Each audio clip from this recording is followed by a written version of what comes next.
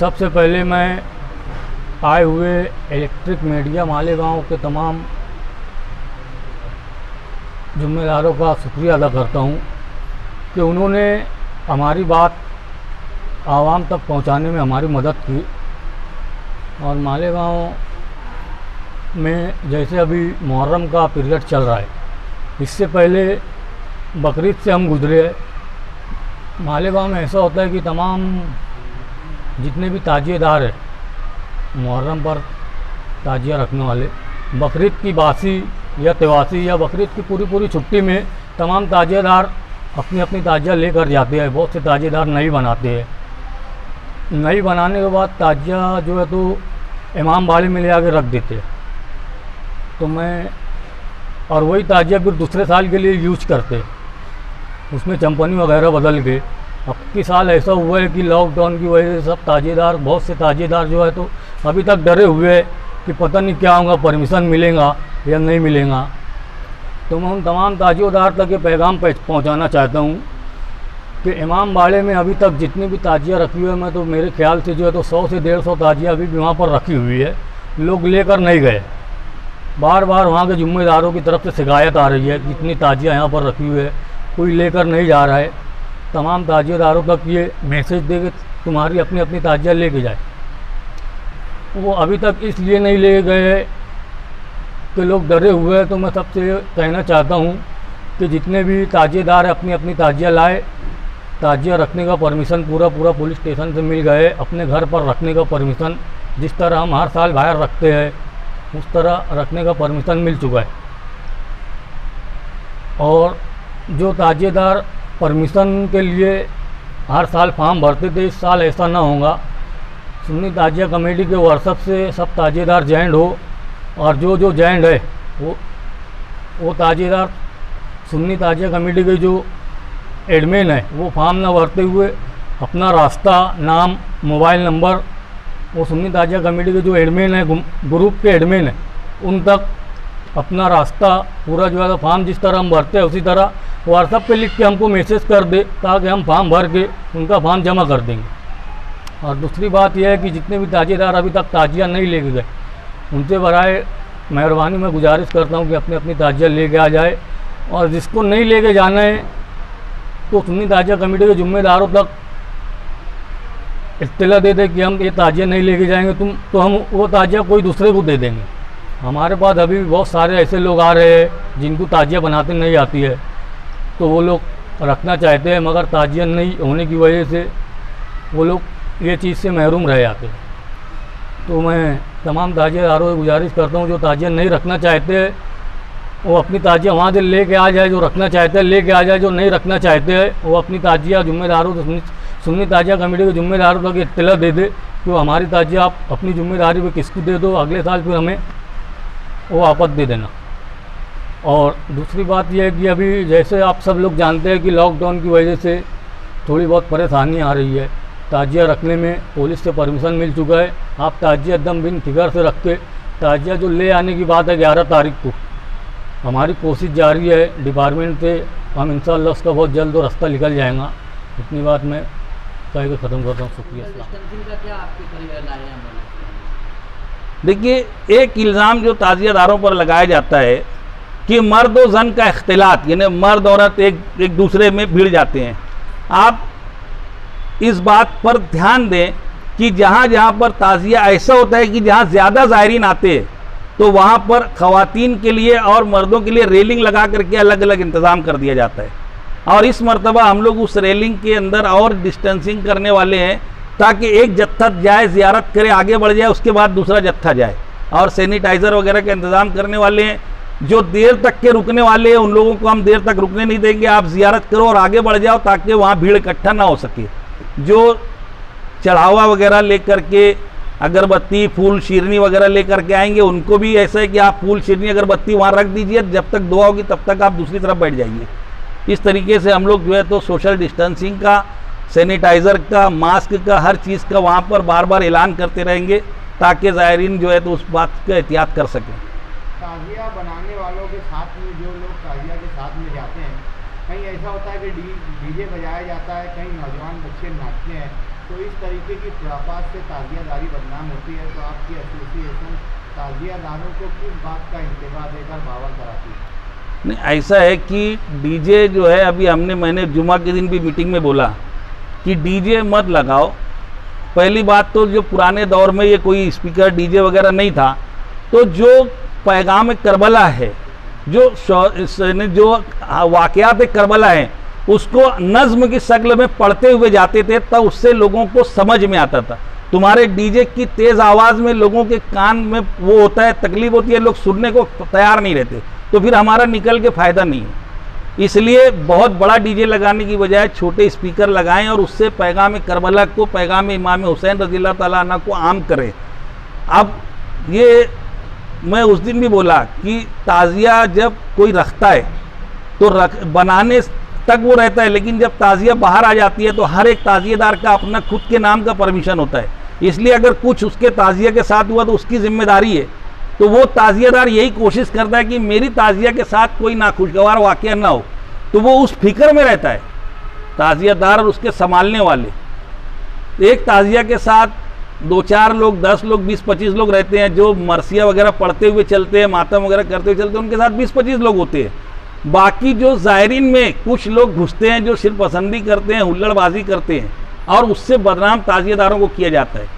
इसलिए हमने हर मुमकिन कोशिश की है कि सुन्नी ताज़िया कमेटी गए 3-4 साल से ताज़ियादारों को बिल्ले दे रही है, ताकि बैच लगा रहे तो समझ में आए कि ये ताज़ियादार हैं, और जो गैर ताज़ियादार हुल्लड़बाजी करते हैं उनको पहचान करके उनको अलग निकाला जा सके। गुज़िश्ता साल कितने ताज़िया पंडाल लगाए गए थे और इस साल कितने लोग और कितने ताज़िया शहर से निकले, कुछ आधा शुमार?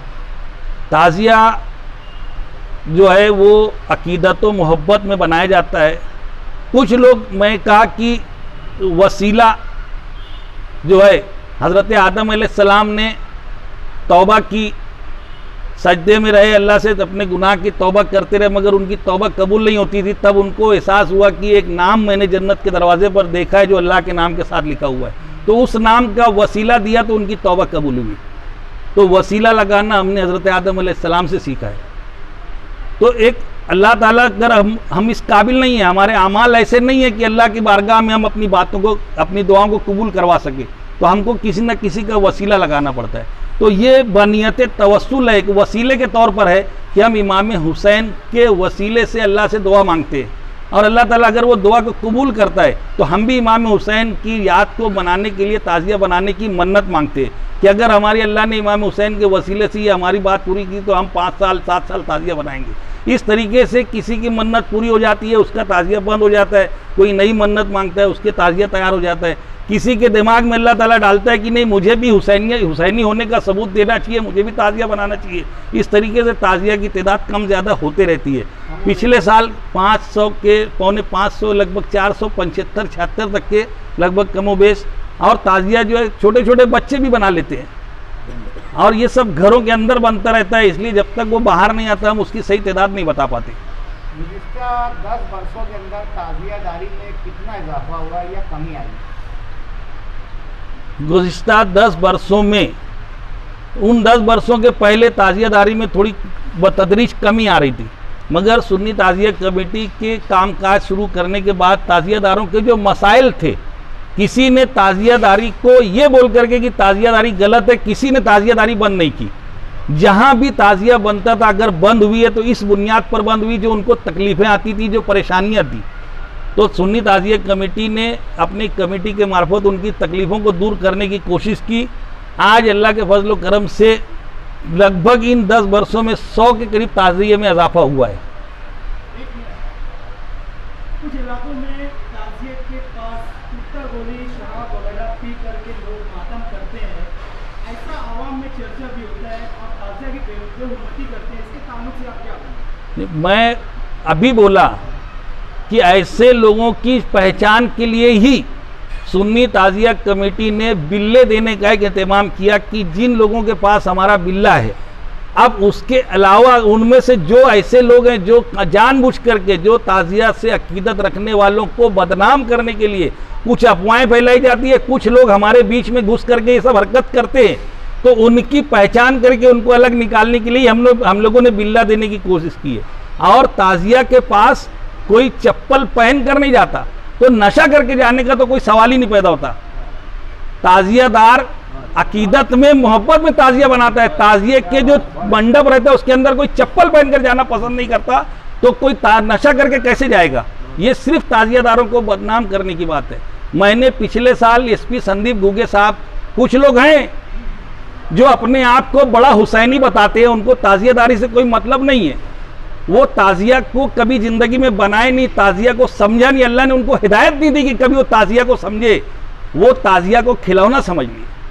उन्होंने हम यहाँ ताजिया रख देंगे, हम वहाँ ताजिया रख देंगे, ताजिया खेल है क्या? मैं बोलता हूँ, आप अभी 450-500 जगहों पर हो सकता है अल्लाह 550 करवा देवे, 550 जगह आज ताजिया बन रहे होंगे। आप किसी भी ताजिएदार के घर पर चले जाइए, झोपड़पट्टी में रहते हैं, टूटे फूटे झोपड़े में रहते हैं, गरीब हैं। मैंने एसपी साहब को बोला था कि आप शहर के एसपी हैं ना, आप उस झोपड़े के पास चले जाइए, उस झोपड़े वाले का क्या आलम होगा उसके घर पे अगर एसपी साहब आ गए तो वो तो गिर पड़ेगा, फटी गुदड़ी भी होंगी तो भी वो बोलेगा नहीं नहीं साहब बैठ, साफ सुफ करेंगे, साहब बैठिए। आप बोलेंगे नहीं मैं ताजिया देखने के लिए आया हूँ, तो हाँ ना साहब देखो ना ताय। जब आप ताजिए करीब जाने लगेंगे तो बोलेंगे साहब जरा सा जूता उतार देते तो अच्छा हो जाता। वो गरीब आदमी एक हवलदार से मुंह लगने की हिम्मत नहीं है, मगर जब ताजिए की बात आएगी तो वो ताजियादार बोलेगा, एसपी को भी बोल देगा कि साहब आप जूता उतार देते तो अच्छा हो जाता। ये ताजियादार के अंदर जुर्रत है।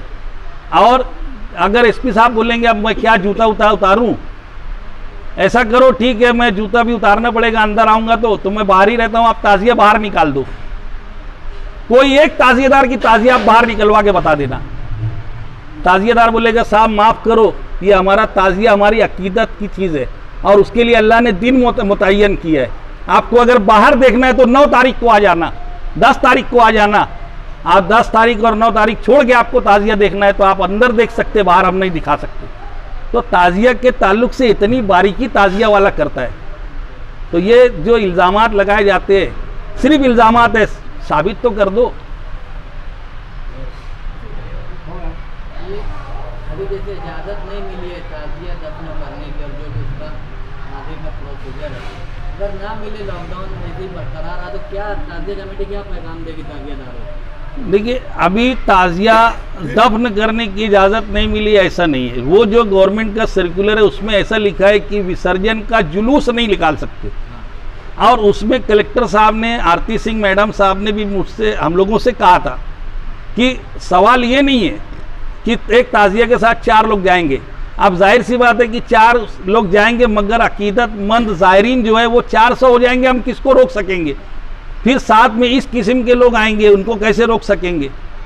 तो अब हमारे लिए मसला ये है कि उसको किस तरीके से बगैर जुलूस के लेके जा सकें, उसका कोई रास्ता हो सकता है क्या? इस पर हम लोगों का गौर खस चल रहा है।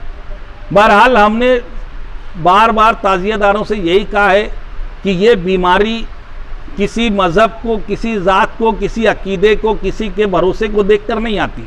बीमारी अल्लाह ने मर्ज़ जो है सबको दिया है, मर्ज़ सबको दिया है। तो हमारा ताजियादारी के मजमे में किसी को बीमारी लग जाए, कोई बीमार हो जाए, तो वो या तो ताजियादार होगा या ताजिया से अकीदत रखने वाला होगा। और कोई ताजियादार बीमार पड़ जाए, कोई ताजिया से अकीदत रखने वाला बीमार पड़ जाए, इसको हम गवारा नहीं करेंगे, हमको भी अच्छा नहीं लगेगा। इसलिए एहतियात ज़रूरी है।